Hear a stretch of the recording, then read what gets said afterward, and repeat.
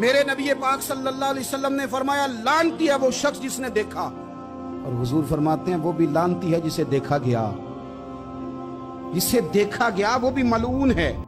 کہ جو عورت بن سور کے باہر نکلتی ہے یا جو نوجوان صبح تیاری کر کے مہنگا جوڑا پہن کے اور بڑی کریمیں لگا کے اور بڑا اپنے آپ کو تیار کر کے باہر جاتا ہے تو اس کے دل میں یہ خواہش نہیں ہوتی کہ لوگ مجھے دیکھیں؟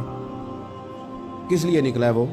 اگر وہ تیار ہو کے تیاری کر کے مرد یا عورت کوئی بھی باہر گیا تو کس مقصد کے لیے؟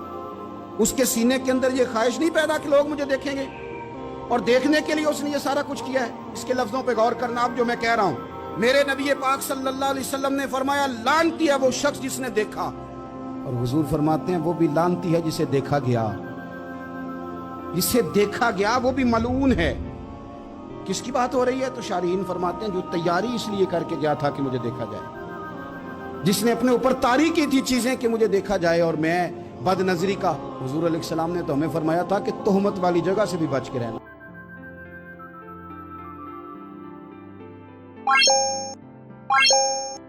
What?